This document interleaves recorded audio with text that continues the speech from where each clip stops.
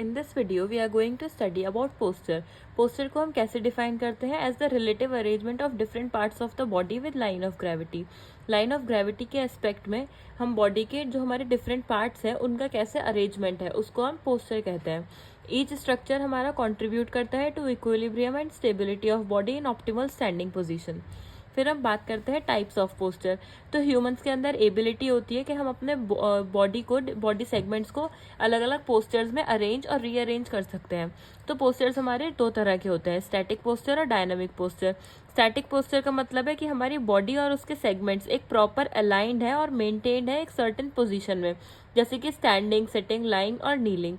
Dynamic posture में क्या होता है, हमारे इसमें इन्वॉल्वमेंट होता है, सेगमेंट्स जो होते हैं हमारे बॉडी के सेगमेंट्स वो हमारे मूव करते हैं, जैसे कि वॉकिंग, रनिंग, जंपिंग, थ्रोइंग या फिर लिफ्टिंग. नेक्स्ट हम बात करते हैं पोस्चर कंट्रोल की.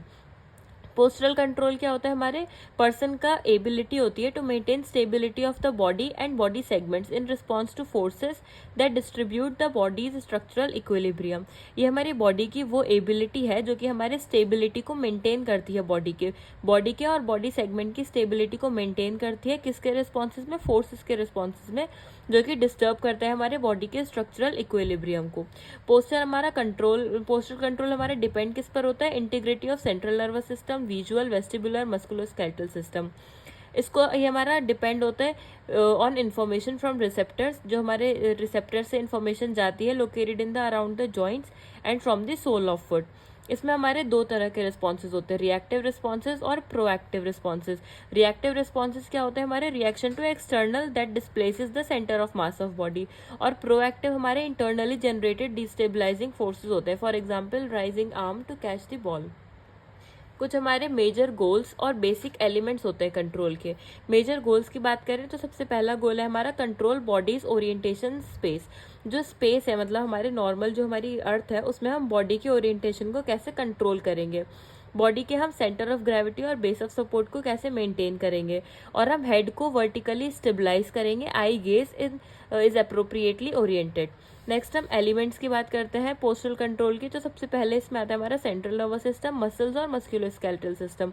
सेंट्रल नर्वस सिस्टम हमारी डिटेक्ट करता है instability and respond to the input with appropriate output to maintain equilibrium of the body. Central nervous system की वजह से हमारे बॉडी का इक्विलिब्रियम मेंटेन रहता है. मस्कुलोस्केलेटल सिस्टम में क्या आता है, हमारा range of motion for responding to specific task. मतलब जैसे हमें पानी उठाना है तो हमें कितना रेंज ऑफ मोशन करना है, हमें एल्बो कितनी फ्लेक्स करना है, शोल्डर कितना फ्लेक्स करना है. Muscles able to respond with appropriate speed and force. जो हमें मूवमेंट करना है वो किस स्पीड से करना है और कितने फोर्स के साथ करना है वो हमारी मसल डिपेंड करता है मसल पे. नेक्स्ट हम बात करते हैं एब्सेंट और अल्टर्ड इनपुट पे और अल्टर्ड आउटपुट पे.